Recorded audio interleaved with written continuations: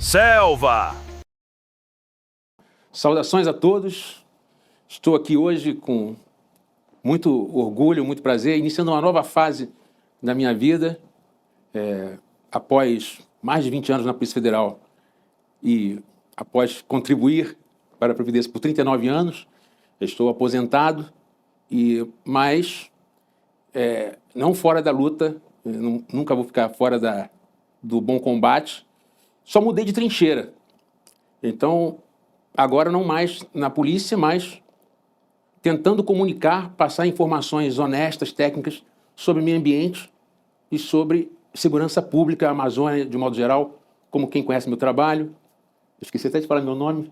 Meu nome é Saraiva, Alexandre Saraiva, e tenho a honra de ter aqui ao meu lado um grande amigo, Marcos Uchoa. Hoje é um dia especial de início aqui do canal. Normalmente eu vou entrevistar pessoas, como também vou passar alguns assuntos sobre o meio ambiente, coisas que precisam ser ditas e que é preciso ter coragem para dizer, honestidade. Infelizmente, alguns problemas da sociedade brasileira carecem de uma informação honesta, técnica. E hoje tenho a honra de ser entrevistado por meu amigo Marcos Uchoa e vou me apresentar melhor para vocês através das perguntas que ele foi me fazendo. Gente, é um prazer estar aqui com o Alexandre Saraiva, um velho, novo amigo. Nós temos uma amizade aí de 4 anos, mas parece muito mais. E eu acho assim que essa proposta dele, e eu achei o nome fantástico, Saraivada, né? Porque ele Saraivada tem tudo a ver, né? Saraivada de tiros, Saraivada, enfim. Mas que tem a ver com coragem. E coragem, eu acho que é uma marca do Saraiva, porque ele toca em temas que são muito importantes para o Brasil, temas do qual, às vezes, as pessoas não se tocam de quanto tem a ver com a vida delas. Meio ambiente é um tema que lá atrás era visto, meio ambiente tem nada a ver com isso, mas esse calor absurdo, esses tornados, essas chuvas, essas enchentes também terríveis, né? Essa transformação da temperatura, né? E que afeta o dia a dia da gente, as crianças das escolas, os idosos, né? Essa morte silenciosa que a temperatura muito alta causa, porque exacerba problemas de coração, problemas de AVC, né? Todas as questões de saúde são pioradas com a temperatura muito alta. Enfim, esse tema é o tema do planeta, de uma maneira geral, né? E o tema de segurança, que eu acho que também é um tema que para nós brasileiros é super importante. Eu sou do Rio de Janeiro, o Saraiva também. Lá atrás, o Rio de Janeiro já tinha uma fama de um lugar muito inseguro, né? E a gente talvez tenha passado a conviver com essa insegurança mais cedo do que outros brasileiros. Mas hoje, praticamente todo o Brasil, né, Saraiva, tem esse problema de falta de segurança e é uma conversa que está no nosso dia a dia. Então, o que eu acho que o Saraiva pode contribuir, e muito, que é uma informação de quem viveu de dentro tanto a questão da segurança quanto a questão do meio ambiente. Então, essa entrevista aqui, para a gente, para vocês, é um pouco para apresentar um pouco ele, e apresentar um pouco a vida dele e tudo que ele fez e que formou ele e deu essa possibilidade de ele contribuir tanto com essa conversa e que depois terá outros convidados que também vão contribuir. Então, Saraiva, vamos começar e eu antes da gente falar da tua vida, etc. tal, vamos falar do agora, né? Como é que você vê a questão do meio ambiente no momento no Brasil? A gente viveu 4 anos do governo Bolsonaro, onde isso foi chutado, né? Realmente o meio ambiente foi meio desrespeitado completamente, não só a Amazônia, mas o assunto meio ambiente não era importante, pelo contrário, era atacado por ele. Sim. Aí a gente já está no final dessa volta do governo Lula, veio a Marina, mas a minha sensação é que também podia ter sido feito mais, né? E que, apesar de ter melhorado muito, e melhorou, mas assim, se bateu em umas certas barreiras, né? Em termos de Amazônia. E eu quero lembrar para vocês, são 9 estados da Amazônia, né? A Amazônia é legal. E, portanto, são 3 senadores para cada estado. Então, são 27 senadores. 27 é 1/3 de 81. Então, 1/3 do Senado são com senadores dessa região amazônica e que, portanto, talvez isso explique a dificuldade política de você enfrentar o meio ambiente quando esses senadores representam muitas vezes interesses que não são tão avessos ao meio ambiente. Então, como é que você vê essa questão e o momento que a gente está vivendo? Bem, João, obrigado pela pergunta, excelente, porque eu sofri muito com isso daí, né? Quando estava trabalhando, vários senadores atuaram abertamente contra uma atuação técnica da polícia. E é claro, se alguém discordasse de alguma medida, alguma atividade policial desenvolvida ali, poderia recorrer ao judiciário, poderia entrar com mandado de segurança, e fizeram isso, as empresas, e perderam.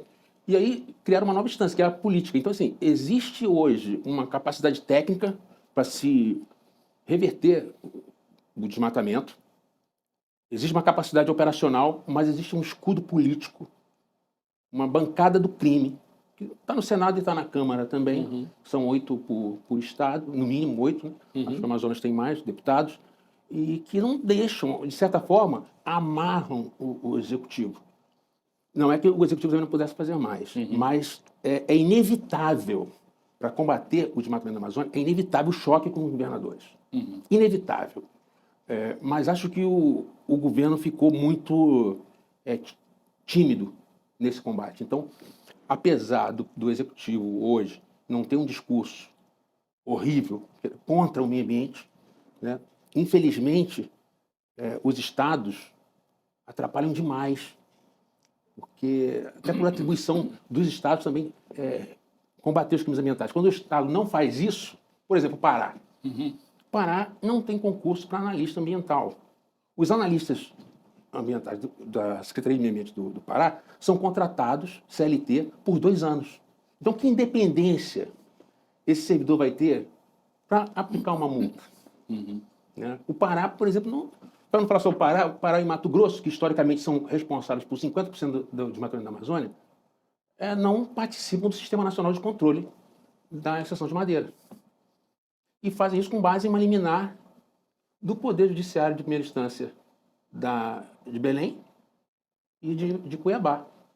Então, você vê, o escudo não está só no Poder Legislativo, está numa parte do Judiciário também, né? Dá essa Eu proteção. queria lembrar para vocês que o Saraiva trabalhou Roraima, Maranhão e Amazônia, 11 anos no total, quer dizer, a experiência sua de Amazônia é muito grande. Polícia Federal, né? Então, federal, interesse de nós todos brasileiros. Agora, pensa uma coisinha. Você é um funcionário estadual. Um funcionário estadual, esse cargo que você falou, já tem essa limitação de 2 anos de trabalho. E vamos lembrar, gente, é um trabalho, é um salário, você vive disso. Se você, digamos assim, vacila, incomoda, não te renovam, você perde aquele emprego, né? Literalmente é isso, você não tem nenhuma garantia. Então, a fragilidade institucional do funcionário estadual e municipal é muito grande. Porque, e não é só muito grande por a questão do emprego, mas pensa bem, você está no interior da Amazônia, numa cidadezinha, e você é funcionário público. E você quer ir contra o desmatamento. Sim, mas o teu tio trabalha na serraria. O teu primo trabalha junto com o prefeito. E aí, se você incomoda a pessoa, aquela cidadezinha pequena vai contra você. Certo. Então, é muito difícil, eu acho, que o trabalho de proteção do meio ambiente que não seja numa instância federal. Porque a instância federal é que te permite, né, uma certa independência para fazer ações, né? E políticas que ultrapassem a questão da repressão. Por exemplo, você mencionou aí que a família ou amigos de uma pessoa que mora numa cidade madeireira vive daquilo ali. Então é preciso dar opções de que aquela pessoa consiga sobreviver. Por exemplo, uma indústria moveleira, produção de móveis. Por que não existe uma indústria de produção de móveis na Amazônia? Nós mandamos a madeira para a Europa, para os Estados Unidos, praticamente sem melhoramento algum. E vai para a Europa e lá, sim, se transforma em móveis, vai para os Estados Unidos, IP, enfim. Então, o desmatamento na Amazônia acaba gerando emprego fora do país, em detrimento de verdadeiros empregos no Brasil. Que não digo toda, mas parte da Zona Franca de Manaus fosse de produtos locais, né? E a madeira, obviamente, seria um Sim. deles, né? Sim, mas veja bem, como que uma política governamental muda o cenário? A Zona Franca, ela faz o quê? Cria muitos empregos. Ela falha por não estar ainda abordando essa questão da madeira, da produção de imóveis, por exemplo. Mas o Amazonas tem uma área preservada muito maior que o Pará. E qual a diferença? É porque no Pará não existe uma opção. Então, assim, para preservar o meio ambiente, é preciso preservar o ser humano. A gente não pode esquecer disso, né? As pessoas que moram Sudeste, Sul, não é botar uma redoma de vidro sobre a Amazônia e dizer assim, não, são milhões de brasileiros lá. É preciso preservar essas pessoas, trazer essas pessoas para o nosso lado, porque senão chegar lá e tira o ganha-pão dele, Porque a pessoa muitas vezes é ser madeireiro ou garimpeiro porque é o que tem, né? é o que tem. É lógico que essa repressão não pode parar. A gente não pode esperar um mundo perfeito para começar. Isso não vai ter nada.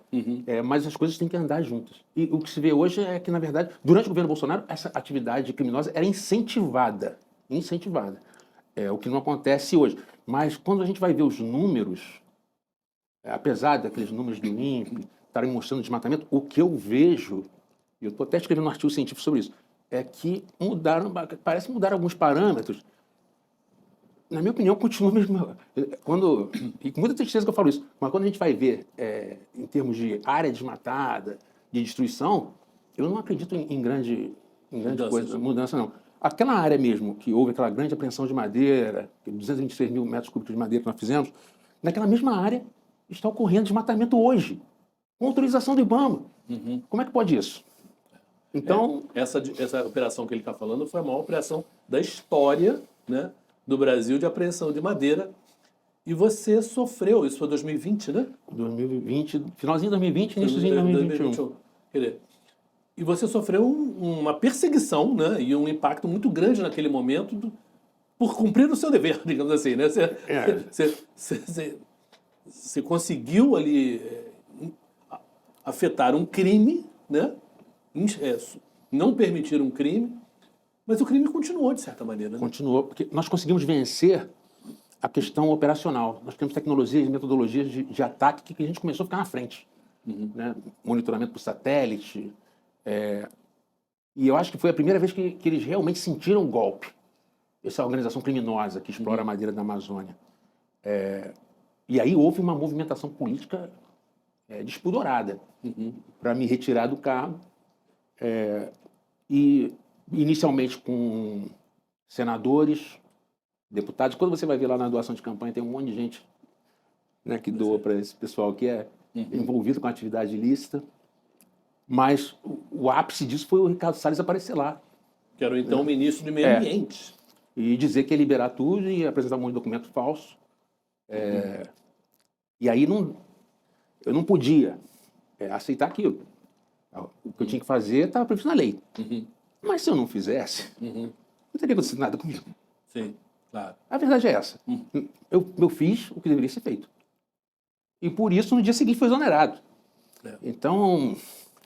Essa questão da sua coragem, né, que você mostrou ao longo da tua carreira, é fundamental, porque mas de certa maneira você tem que ter por trás uma instituição que te banque, né? Sim. Porque senão todo mundo se preocupa com o seu emprego, né, de certa maneira. Quer dizer, a gente não pode querer dos funcionários públicos, de uma maneira geral, um nível de coragem que seja individual. Sim. Porque é claro que a coragem individual é necessária, mas se a instituição não está por trás, sabe, você está ali sozinho, né? E você esteve sozinho em algum momento ali, né? Sim. Não era assim. Não era assim. Eu tomei posse em final de 2023. 2023 não, 2003. 2003. E eu vivi uma época na Polícia Federal em que realmente eu nunca recebi telefonema de ninguém. Em 2003 até a entrada do Temer. Até ali eu nunca tinha recebido telefonema de ninguém para fazer ou deixar de fazer qualquer coisa. O seu trabalho. Era o meu trabalho. Faça o seu trabalho. E houve momentos assim, de muita pressão e sempre foi respeitada a autonomia da polícia para investigar. Mas depois a coisa... Não é querer defender o governo, mas assim, é verdade. Eu nunca tinha recebido essa ligação antes. E aí se perdeu completamente o pudor depois, Se meter na Polícia Federal. a ponto de um diretor-geral me ligar uma vez para pedir para fazer reunião com os madeireiros, que eu estava investigando. Converse com o Comando Vermelho? Converse com o PCC? Que isso? Entendeu? Mas eu sabia que se eu não fizesse a tal da reunião, eu no dia seguinte estaria exonerado e prejudicaria a operação. Sim. Então, como é que eu vou dizer não para o meu Ordem chefe? direta. Uma ordem direta. Era uma ordem legal? Completamente. Mas, na prática, eu seria exonerado. Ou seja, a gente precisa de uma garantia para eu não ficar a bel prazer de quem for o diretor-geral da vez ou o superintendente da vez mexer com quem está investigando, está fazendo estritamente o seu trabalho. Se abusar do poder, que responda por isso. Né? Mas tem que uma presunção de quem está trabalhando, investigando, é de boa fé. Essa mistura de meio ambiente com segurança, gente, é interessante. E o meu papel aqui é um pouquinho de brasileiro. E não sei vocês, mas assim, a minha sensação sempre foi, e claro, como carioca, que a Polícia Federal sempre esteve um pouco acima das outras polícias, no sentido de que a Polícia Militar, a PM, né, a Polícia Civil, sempre foram muito mais vulneráveis, né, à corrupção, aos maus policiais. A gente conhece essa história muito bem. E a Polícia Federal, de certa maneira, ela era mais preservada em relação a isso. Eu acho que ainda é verdade. Mas, ao mesmo tempo, eu queria que você contasse um pouquinho, que você começou nessa tua resposta, sobre a independência da Polícia Federal, né? Que se fala tanto de independência de Banco Central, né? Mas assim, se tem uma instituição que tem que ser independente, é a Polícia Federal. E como é que você sentiu o mundo da política meio invadindo, talvez, um pouco essas áreas? Teve o Sérgio Moro lá atrás, que chegou a ser ministro da Justiça, acusando, né, o Bolsonaro a querer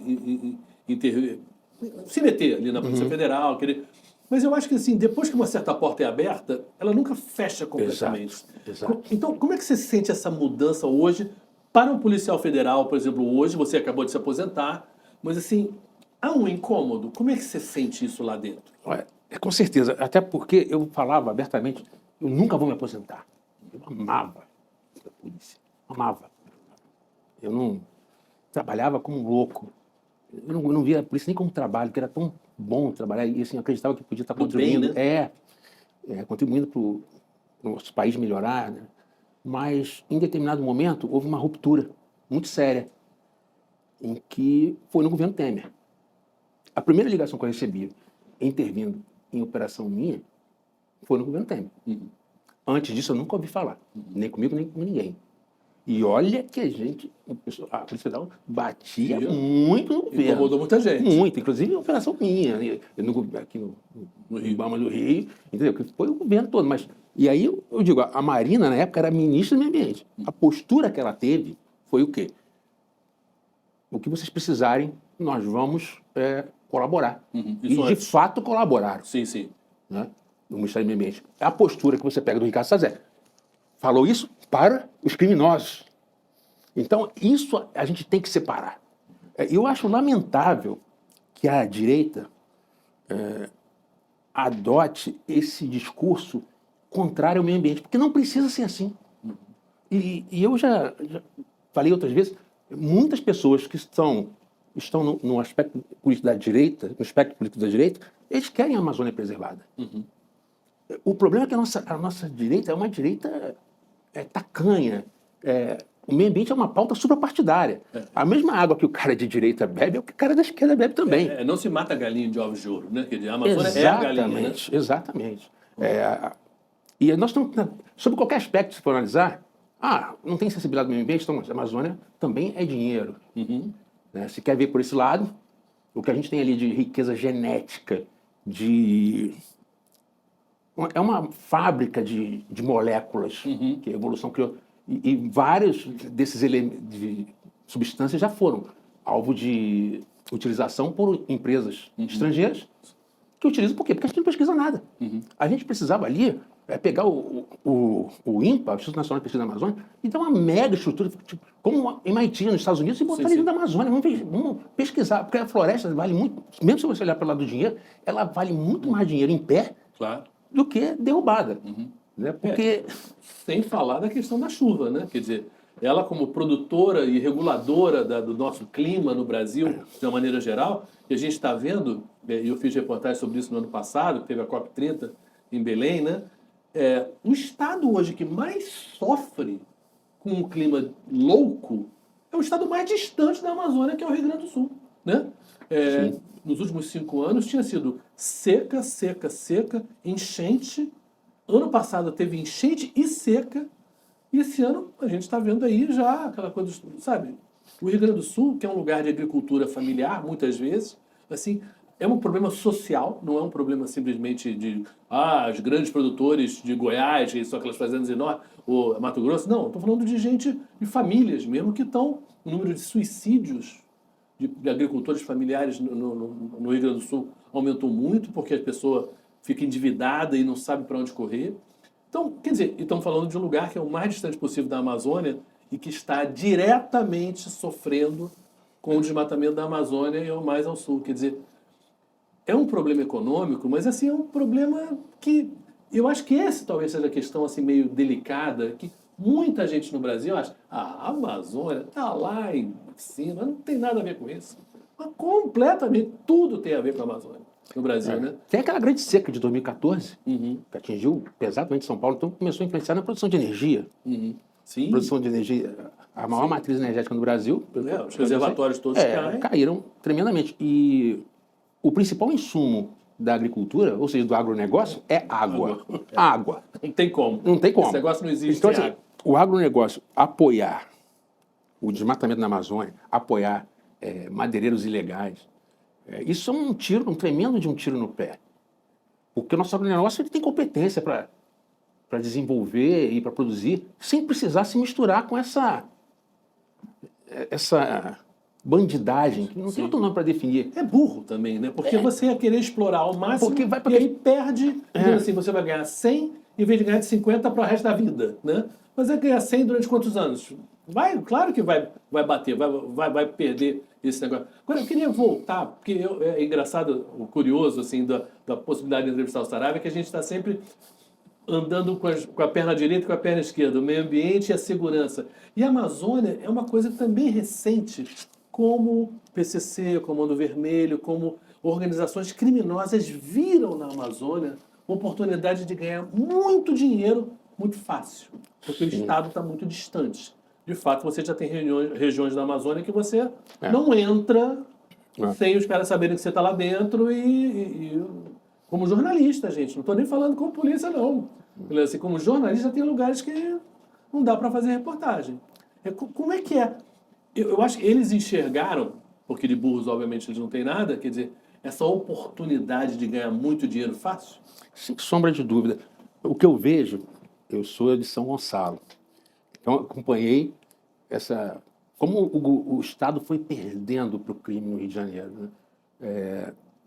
Foi uma coisa gradual, mas foi indo. Nós chegamos no ponto que chegou hoje, muito complexo. O que está acontecendo na Amazônia, de modo geral, no Amazonas, por exemplo, citar um estado específico, é o mesmo processo que aconteceu no Rio de Janeiro. Só que nós vamos ter lá um Rio de Janeiro, sob o aspecto de segurança pública negativo, de tamanho continental. Sim.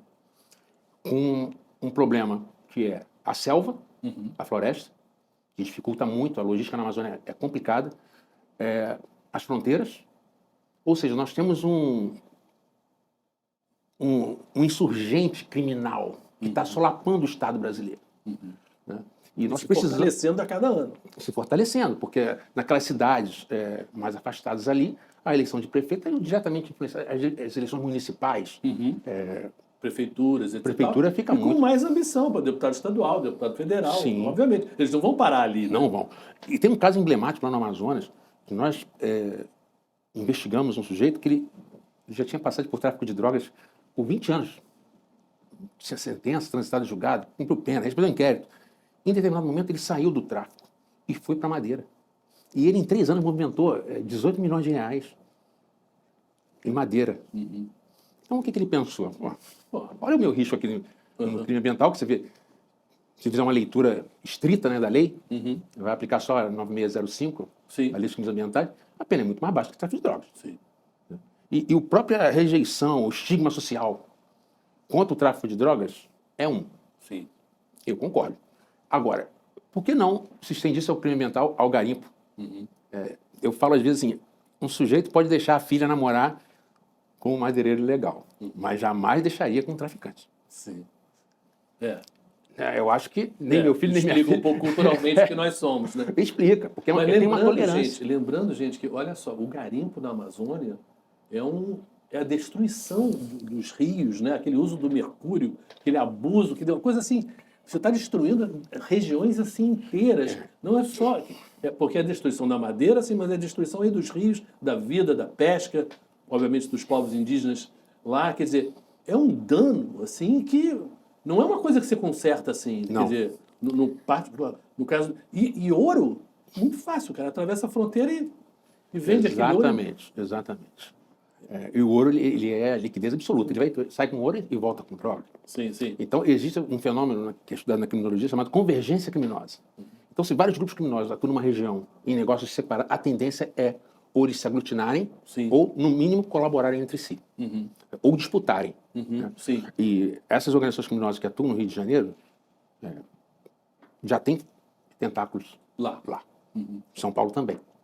Já existem organizações lá também. Então, existe uma guerra entre essas, que aumenta o número de homicídios, reflete diretamente na segurança pública.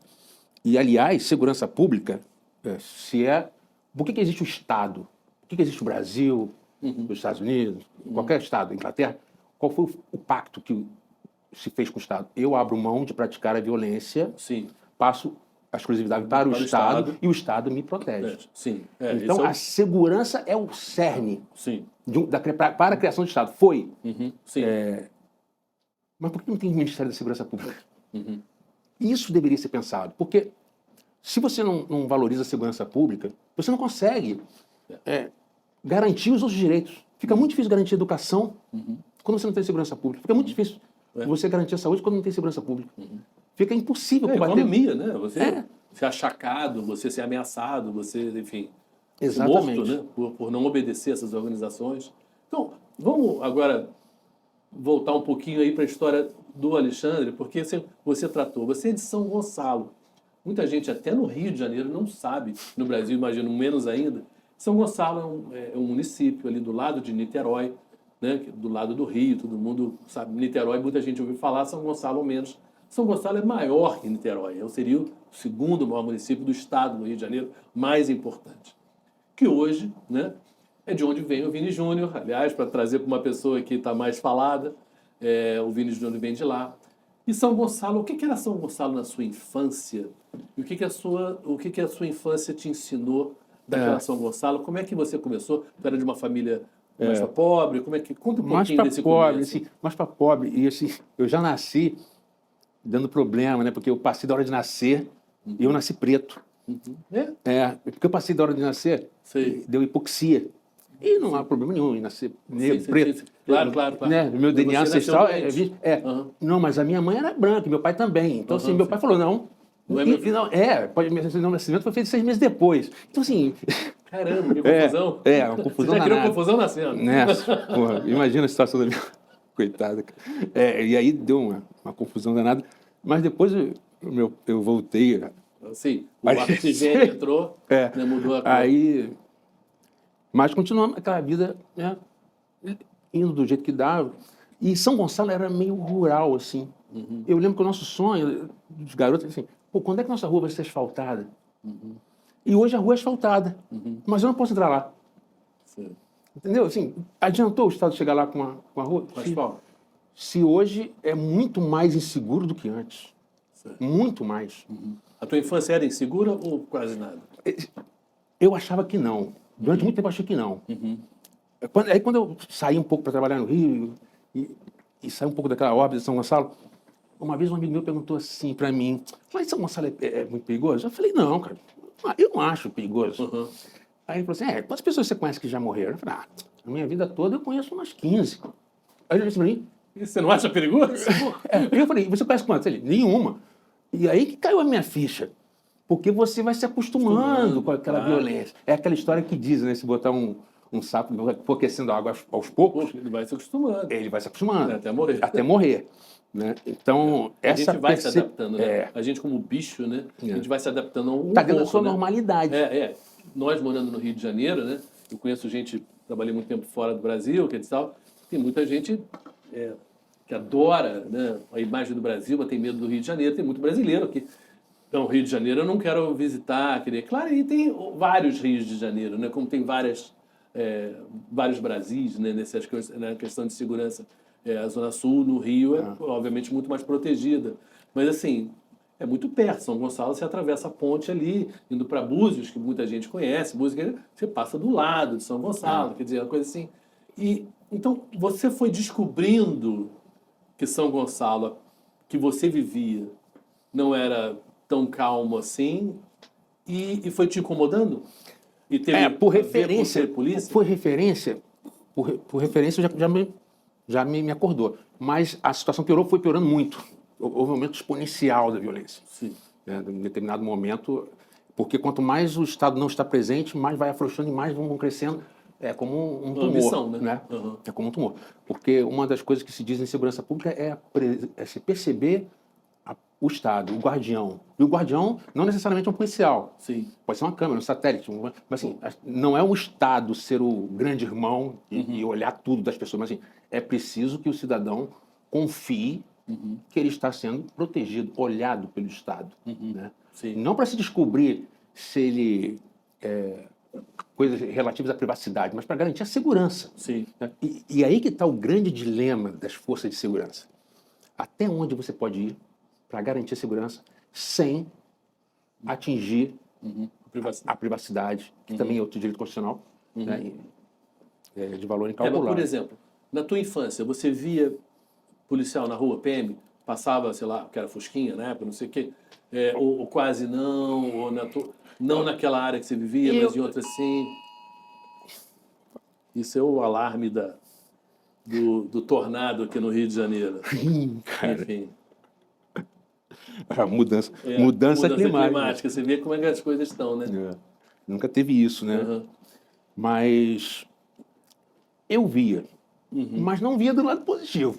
Sei, era medo da polícia. Né? Chamado, carro da linguiça, sabe? Que passava e sempre... Isso é uma coisa lamentável, mas eu imagino que muitos brasileiros, aquela coisa da polícia aparecer, você não se sentia protegido, você se sentia ameaçado. Era uma realidade aqui no Rio de Janeiro, da minha infância, isso já era.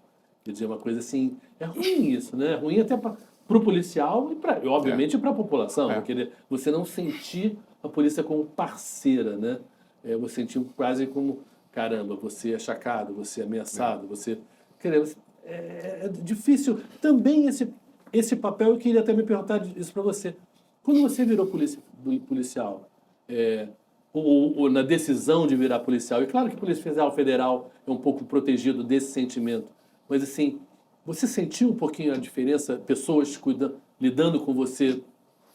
Como é que foi? Eu acho que o grande problema, é o policial achar que ele pode abusar do poder que ele tem. Né? Mas, para falar da PM, eu acho o seguinte, a PM, a polícia ostensiva, vamos colocar assim, ela é a mais importante. Sim, é a que está mais perto do cidadão. É a primeira fase do Estado que vai ver. E se investe muito pouco né, na formação do policial, no salário. Ninguém vai ser honesto e desonesto pelo salário. Concordo. Mas quando você não treina, quando você não cria um espírito de corpo, você atrai uma matéria-prima que já não das melhores. Então, a gente precisa valorizar, melhorar as condições, as garantias. Eu já ouvi, eu tenho amigos na polícia. Se o sujeito incomodar o deputado tal, ele vai parar lá, ele é removido mano militar. Sim. Né? Então, não tem direito nenhum. Você não vê investigação da Polícia Civil de corrupção, de combate à corrupção. Você não vê.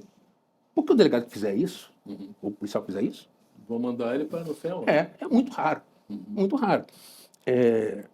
Mas essa percepção sobre a polícia, enquanto a polícia não entender que se não tem essas empresas que colocam assim, nossa missão institucional é, sei lá, produzir iogurte. Sim, sim. A polícia, nossa missão institucional é proteger a vida. Sim. Esse é o grande. Esse é o nosso negócio, polícia. Proteger a vida. O restante é acessório. Numa sociedade civilizada, onde se respeita o bem maior é a vida. O segundo é a liberdade. Então, assim, não se pode, em nome de uma guerra contra as drogas, que eu sou a favor da guerra contra as drogas, mas uma guerra inteligente. Uma guerra contra as drogas, não contra a população. E ali, fica ali refém daquele descaso do Estado e se repete essas operações, do mesmo jeito, morre gente e o que acontece com a sociedade como um todo? É normal. O sujeito está indo trabalhar na Avenida do Brasil, leva um tiro, por causa de uma operação feita ali, naquela hora que está hora do rush, e a gente aceita isso. Sim. É um efeito colateral aceitável. Isso não é aceitável. Mas isso também diz muito do nosso racismo. Né? Sim. O racismo é um problema seríssimo no mundo, não é um particular nosso, mas assim, e você vê que não é uma coisa de política. Você pega o estado da Bahia, o estado que proporcionalmente tem mais pessoas negras. E a polícia militar da Bahia mata aquela coisa, é a polícia mais letal do Brasil e está no governo do PT há 16 anos. Quer dizer, então não é uma questão ideológica. Eu acho que nessa hora a polícia se sente mais à vontade de matar, porque não tem consequências em relação a isso. E isso está muito ligado a ser branco ou ser preto. Isso é muito, muito grave e é uma conversa que pouca gente tem, na verdade, né? Na mídia, de maneira geral, se fala um pouco, então, mas não é um escândalo que deveria ser. Não é. Porque é uma ferida que dói, né? Porque o policial, um amigo meu da PM falou, o PM não vem de Marte. Ele é reflexo da nossa sociedade. Gente. Ele é nosso. Ele é nosso. Ele é nosso. Somos nós. E o que piora mais ainda é você não vê numa academia de polícia uma área de sociologia. O crime é um fenômeno social também. Então é preciso entender sociologia para você entender o que a polícia faz. Então, para a gente consertar algumas coisas, nós temos que fazer algo para o momento, mas também evitar que esses que estão sendo formados agora, que serão formados, lá na frente deem problema. Quer ver um exemplo? Forças Armadas. Eu tenho uma admiração para as Forças Armadas. Mas houve aí uma parte das Forças Armadas envolvida num episódio tenebroso. Agora, qual será, eu não sei, mas qual será a cartilha, a grade escolar da AMAN, Academia Militar das Agulhas Negras? Será que lá dentro eles estão ensinando a verdade histórica sobre o golpe de 64, por exemplo? Né? Sobre o que aconteceu no Brasil, o que acontece no mundo? Porque eu acho que polícia não pode ter partido. Claro. Né? Claro que eu tenho as minhas preferências religiosas, mas sempre foi do muro da delegacia para fora. Ali dentro eu não quero nem saber. Cumpra-se a lei. Pode ver na minha carreira toda que eu fiz investigações de governo de esquerda e de direita. Eu não quero nem saber. Mas, infelizmente, a gente vê que é muito fácil manipular, né? Indicando fulano ou ciclano para ser secretário de segurança. Você sabe que tipo de...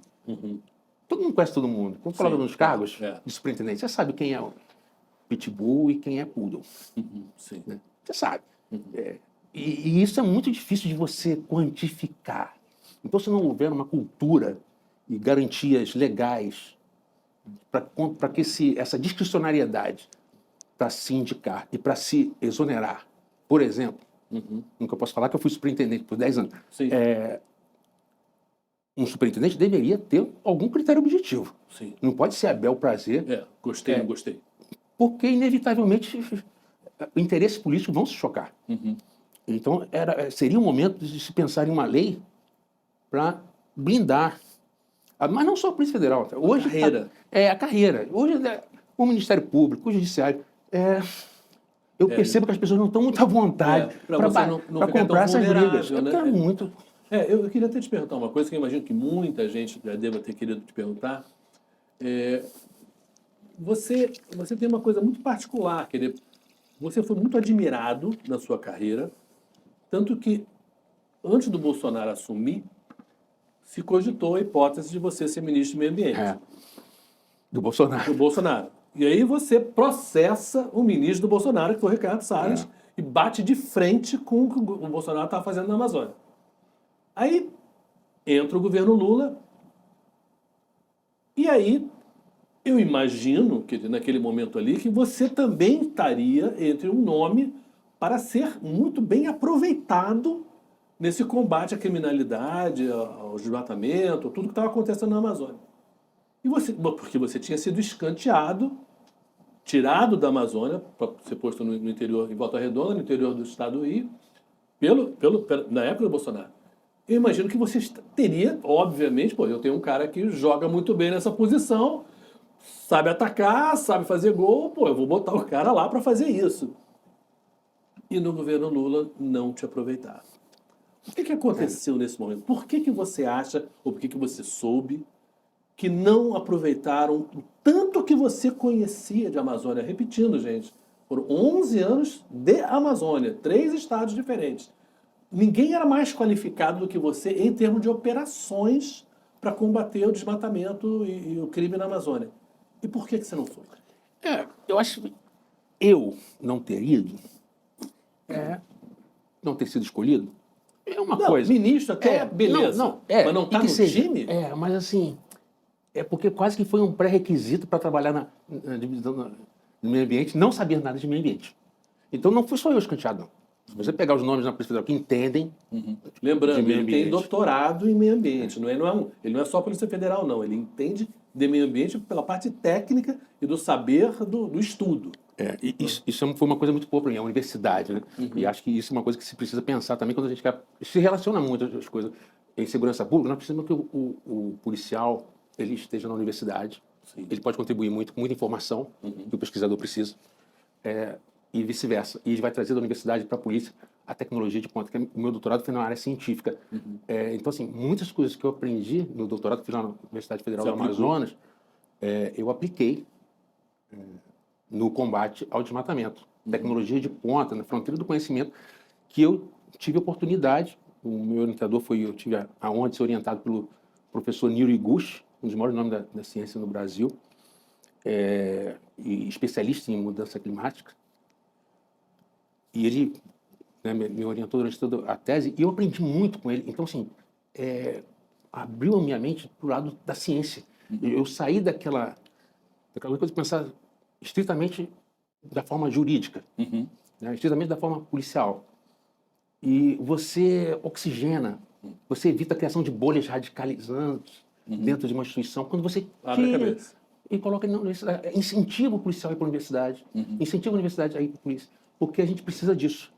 Né? E o que você vê, em geral, é o desestímulo para que o policial, principalmente no Estado, tenha esse acesso à universidade. E eu vejo até na universidade também um certo, não vou dizer preconceito, seria muito, mas uma certa reserva, relutância quando você é policial e está entrando. Né? Porque fica aquela coisa assim, policial é sempre de direita. Sei.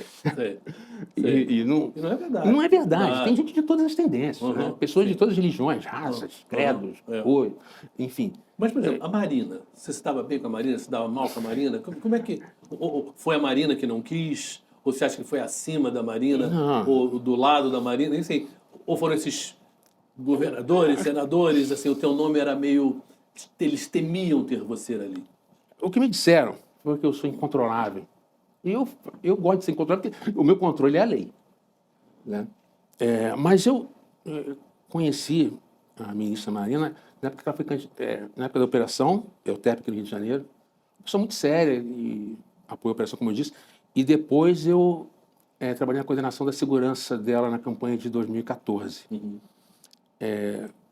Mas ela é ministra, né? Então é o governo, não é só ela. Claro, mas eu acho que poderia ser feito mais. Eu conheço pessoas no IBAMA também que foram escanteadas. Então, a impressão que me passou é que não se queria incomodar para não perder o apoio fundamental no legislativo. Entendi. Porque se você pegar o governo Lula, ele pegou, o maior desmatamento foi no governo Lula. Espera aí. Eu estou falando com base em números. Sim. Tá? Se fosse Fernando Henrique, eu diria Fernando Henrique. Mas ele pegou um desmatamento de 28 mil quilômetros quadrados e depois, em 2012, passaram dos governos dele, caindo, ele entregou já no segundo ano do governo de Dilma, foi com 4.500 quilômetros quadrados. Desabou. Foi o menor índice da história.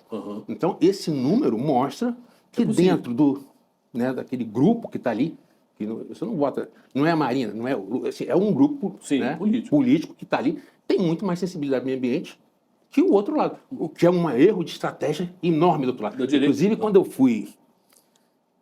Essa é uma história...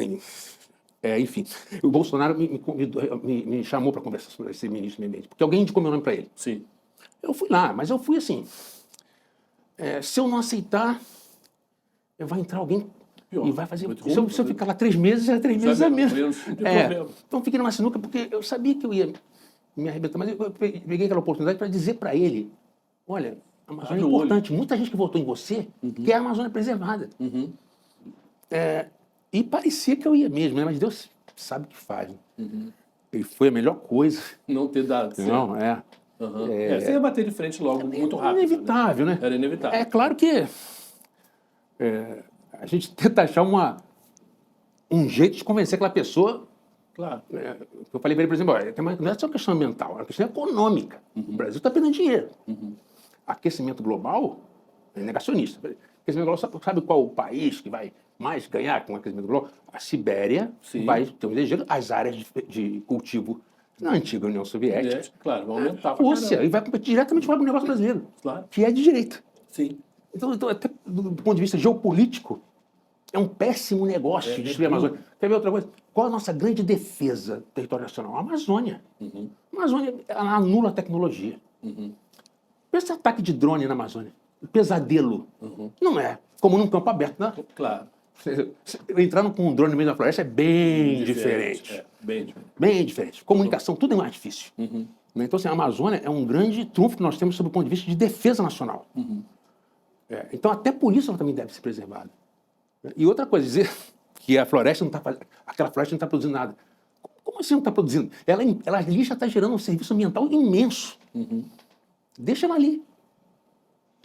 É só não atrapalhar. Sim. E sobre Mercúrio, que você tinha tocado a questão do Mercúrio, só para não esquecer, nós fizemos vários laudos iniciais nos rios da Amazônia. Nós temos hoje na Amazônia uma verdadeira nova Minamata, lá no Japão, que foi aquela contaminação do mercúrio. Sim. E dava um índice tipo 10 mil vezes acima.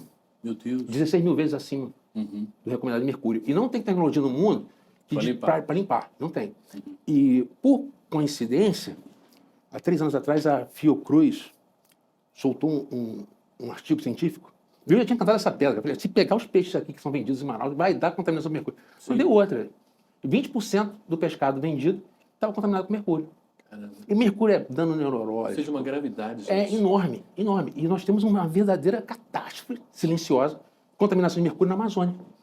E que, sinceramente, assim, eu estou com um canal agora, porque realmente eu não sei mais o que fazer. Eu já fiz música, cantei, já fiz livro. Estava na polícia. Cara, mas assim, para ver, porque às vezes parece que você está pregando no deserto. E assim, eu já postei coisa no Twitter, nas redes sociais, assim, tá aqui o documento provando que tem grilagem nessa terra. E fica por isso mesmo. Não acontece nada. Então, vou ver se chateando mais, trazendo outras pessoas para falar. E eu respondi um monte de processo disciplinar porque dei entrevista. Você começou a incomodar demais, né? Pô, e já foi no governo do PT. Sim. Que teve condenação. Não dá. E aí que eu falo, mudou o governo? Mudou, mas a polícia mudou junto? Infelizmente, sim. Infelizmente, não. Continuou com uma carga de ruim, do ruim. Sim. Daquela que você entrou, né? Tô falando. Não voltou a ser como era antes. Não voltou. Aquilo que você falou, quando quebra, é muito fácil destruir. Agora, construir de novo aquela polícia. Foi por isso que me aposentei, porque não tinha mais espaço para mim. É como um casamento, que você casou com uma pessoa e depois de um tempo, aquela pessoa, por algum motivo, mudou completamente. Não tem como continuar, né? E no meu caso, dá uma séria traição, porque a polícia, longe de me defender, ela me crucificou mais ainda. Eu não culpo a instituição. Eu vejo a instituição como um ônibus, por exemplo, que eu pegava todo dia para ir para o colégio ou para o trabalho. Sempre foi um ótimo ônibus. O problema é o motorista, que mostrar ali que começou a dar problema. Mas a instituição é outra história. Eu queria voltar nessa uma coisa que eu acho que é importante para as pessoas saberem, que toda essa questão da Amazônia, ela é uma coisa assim que, teoricamente, não tem como você esconder. Hoje, com a tecnologia de satélites que o Brasil tem, né, e que funciona muito bem, é um trabalho muito bom, você vê, quer dizer, eu me lembro do Saraiva comentar, aquelas barcaças carregando... Porque não é cocaína, né? Cocaína todo mundo já viu, o cara escondeu numa malinha, o cara não sei o quê, mesmo quantidades maiores e escondidas num container. Mas tudo bem, mas assim, mas desmatamento, nós estamos falando em como se quase pequenos navios carregando toras enormes, que você não tem como esconder aquilo. Não tem. Então aquilo você está vendo, aquilo está passando pelo rio, vem obviamente numa velocidade muito lenta. 5 km por hora. Então, se você vê aquilo ali, você semana que vem você pega o cara, porque o cara ainda não chegou no porto. Quer dizer, com a continuação do desmatamento, isso vale para o garimpo também, porque as imagens lá de cima, os caras veem onde estão exatamente. E aí você pega uma outra coisa, garimpo. A compra de mercúrio. Quem produz mercúrio? Como cocaína, a compra de éter para você produzir cocaína, ou a compra de serras, ou a compra daquelas dragas, né? Ou a compra daqueles guindastes, ou aquilo é comprado de algum lugar. E custa muito caro. E quando o cara compra aquilo, é óbvio que era mais fácil a Polícia Federal, a polícia chegar e falar: tu vai botar isso aonde? Você vai usar isso aonde? Porque você não tem como usar aquela quantidade de mercúrio de uma maneira legal. Que não seja ilegal. Quer dizer, então me parece que há quase um conluio de vários interesses econômicos, até dos teoricamente legais. Eu sou um produtor de mercúrio, estou vendendo, não estou interessado para quem eu vendo. É estranho, né? Exatamente. É estranho. E quem compra também. Quem compra, quem compra o ouro depois. Quer dizer, me parece assim que é muito claro que para a Polícia Federal não seria difícil Não seria.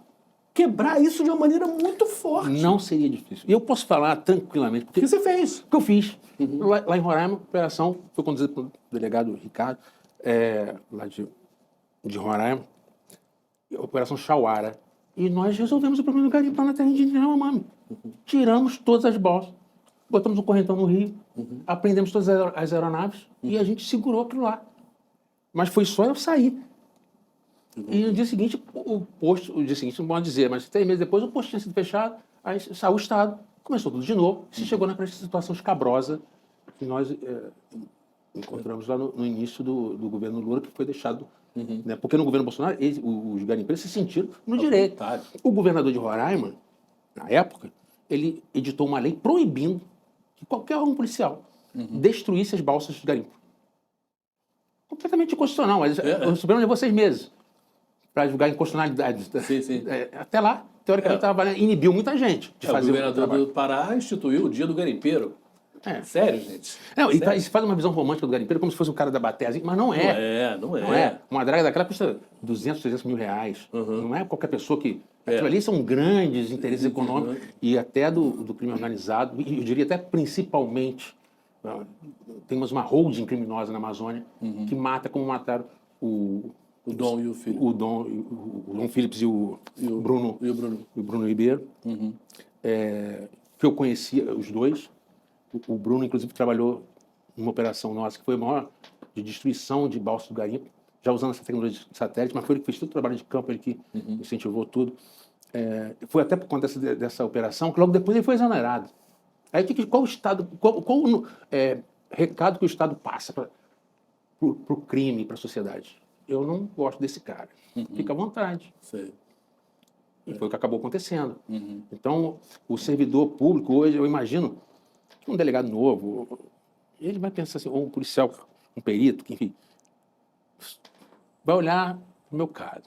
O Saraiva, antigão, experiente, eles sabem que o que eu fiz estava certo.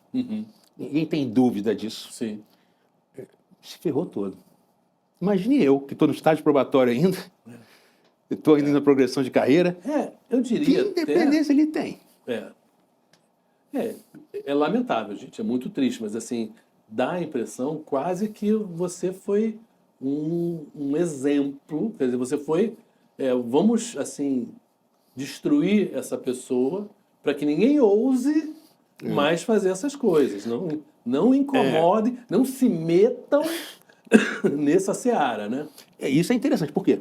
Durante 20 anos na polícia, eu não respondi a nenhum processo administrativo, nenhum PAD, nada. Só tive promoção. E de repente, o que aconteceu? Caiu uma pedra na minha cabeça, eu me tornei o pior servidor do mundo. Respondi a 20, sei lá quantos PADs. Tudo era motivo para PAD. Processo administrativo disciplinar. Você foi absolvido. De alguns, de outros não.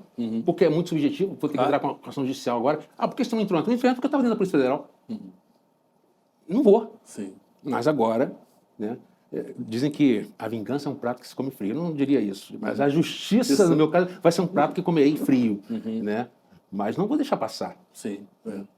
De certa maneira, até esse programa serve um pouquinho para você. Exato. É como quase uma terapia. Para Porque você assim, quem contar achou, o seu lado, né? Quem que achou, você vai ficar quietinho no seu canto, não esquece. Quem achou isso fez uma avaliação muito errada da minha pessoa. Os americanos têm um ditado, né? É melhor, às vezes, ter o cara dentro da tenda urinando para fora do que fora fazendo para dentro. Né? Então, assim, se queriam isso, lamento, mas isso não vai acontecer. Eu acho que é importante para nós, como sociedade, né, que a gente tenha, e obviamente hoje o YouTube, os canais, permitem essa pluralidade de vozes, né? E a sua voz é muito importante porque, claro, todo mundo pode ter uma opinião, mas é diferente quando você tem uma opinião de quem viveu, de quem viu, de quem esteve lá e conhece o problema de dentro, né? O que você pode contribuir é muito porque, infelizmente, na mídia, a mídia também ela não toca nesse assunto. De vez em quando, uma coisinha ali. Mas me dá, por exemplo, muitas vezes a impressão que a gente sofre essas enchentes, esses calores absurdos, e parece que a natureza é cruel. Cara, mas isso não somos nós. Nós estamos destruindo o planeta na nossa maneira de viver, na nossa maneira de abusar do combustível fóssil, de abusar do consumo, uma economia de extração, de desmatamento. De agrotóxico. De tudo isso. Quer dizer, a culpa é nossa, não é a natureza que é cruel, entendeu? E essa conversa ela é importante porque, de fato, eu acho que talvez as pessoas estejam vendo, né, cada vez mais perto essa natureza que está... Ela não está reagindo, ela está sofrendo, né? E esse sofrimento está causando o nosso sofrimento também, né? Quer dizer... Isso é uma conta que vai chegar. Já está chegando, mas assim, às vezes quando eu vou dar palestra em alguma universidade, que é um público mais jovem, eu falo assim, eu estou aqui trazendo para vocês a fatura do cartão de crédito que a minha geração está deixando para vocês. Então, assim, vocês querem saber o quanto vocês vão pagar? É isso. E as pessoas têm uma coisa assim, né, de pensar muito, no máximo, até neto. Mas alguém pensa na humanidade daqui a 500 anos? É isso que a gente tem que parar para pensar. Sim. Né? Nós queremos que a humanidade dure mais 500 anos? Porque eu acho, talvez aguente mais 10, 20 anos, né? 50, com uma qualidade de vida despencando, e a gente vai acabar se acostumando por causa daquela questão de estar piorando aos poucos. Não, e a gente tem a tendência de falar, na Amazônia é longe da gente, que você pega, por exemplo, a Europa é longe da gente, a Europa agora, nesse verão, né? Incêndios horríveis, do lado de Madrid, do lado de Bordeaux, uma cidade super importante dos vinhos, lá da França, quer dizer, na Califórnia, no Canadá, a final da Copa do Mundo, gente, por muito pouco ela teve que ser adiada, porque os incêndios no Canadá estavam transformando o ar que se respirava em Nova York, estava horrível 2, 3 dias antes da final. Quer dizer, então está muito perto, já está muito perto. Quer dizer, então não é possível que a gente continue com você está lá, não tem nada a ver com isso. E a Europa tem muito disso, né? Não, e tem a ver com dinheiro, gente, porque, por exemplo, as pessoas tendiam a passar férias na Europa no verão.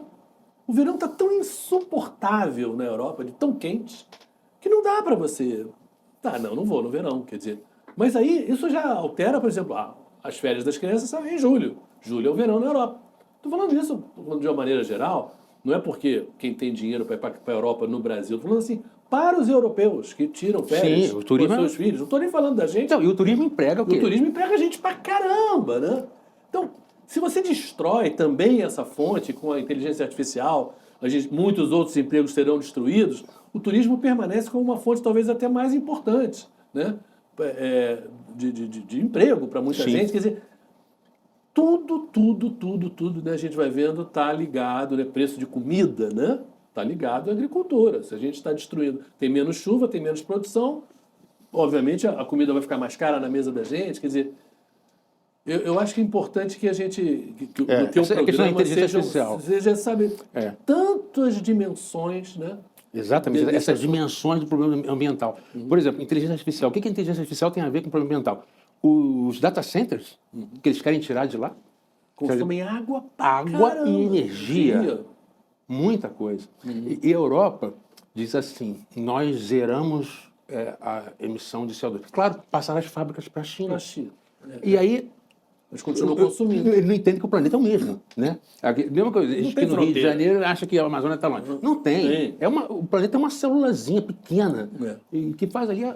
Então, não estamos desmatando na Alemanha, mas como madeira da Amazônia, que sabem que é ilegal. Não tem como não saber que é legal. E eu falei isso na cara dos embaixadores europeus no Brasil, numa palestra que eu fiz. Falei para todos eles, vocês não acham estranho? Está chegando IP na Europa. IP, que é uma árvore que leva 200, 800 anos para se formar. Está chegando mais barato que o eucalipto. Como isso? Alguma coisa errada tem. Sim. E se você pega a legislação europeia de importação de carne bovina, estão lá 300 artigos. É o regulamento europeu, salvo engano, 1260. São 300 artigos altamente técnicos. De onde saiu, né, uma cadeia de custódia, né, sai daqui, vai para lá, o boi quando vai, tem passaporte, brinco, enfim. Agora você vai ver importação de madeira. É o regulamento 910. São meia dúzia de exigências que é a primeira vez o importador tem que declarar de quem comprou. Depois não precisa nem mais isso. Por que essa diferença? Porque a madeira entra na economia deles como insumo. Claro. Ao passo que os produtos agropecuários entram como concorrência. Sim. Então, até por isso, o agronegócio deveria se aliar à questão ambiental e não se tornar um inimigo. Porque quando você vê a bancada... Por que ocorre essa confusão? A bancada do agronegócio defende a destruição do meio ambiente. Infelizmente. Essa legislação ambiental não era para ter isso. Não há necessidade disso. Grilagem de terra na Amazônia. Como é que a gente vai ter crédito de carbono se você não sabe de quem é a terra? É o básico. E quando você vai ver lá as terras que estão designadas, é tudo fraude. É fraude escancarada. Né? É muito complicado. Vamos chegar aqui, senão o programa fica muito grande. Esse é um primeiro programa que eu acho que é um aperitivo para vocês. Vocês verem da riqueza do assunto e da capacidade do Alexandre, e muita gente vai vir aqui para contribuir também. E eu acho assim que são os dois temas realmente mais importantes. Eu acho que você acertou na mosca. Não só acertou na mosca, porque você entende, né? Você lidou com as moscas todas. Eu sou a mosca na sopa. Acho que você posou na sopa de muita gente. E essa sopa vai incomodar. E não adianta nem me detetizar, né? Vai incomodar muita gente mesmo. Acho que esse programa, você teve esse Saraivada TV, o nome é perfeito, porque realmente tem a capacidade de mostrar, de provar, né? Que o que você está falando é uma coisa que realmente tem razão e ajuda a gente a pensar e entender esse Brasil e esse nosso planeta, né? Então, poxa, tudo de bom aí para frente aí, porque realmente acho que vai ser um sucesso. Muito obrigado. Muito obrigado. Valeu.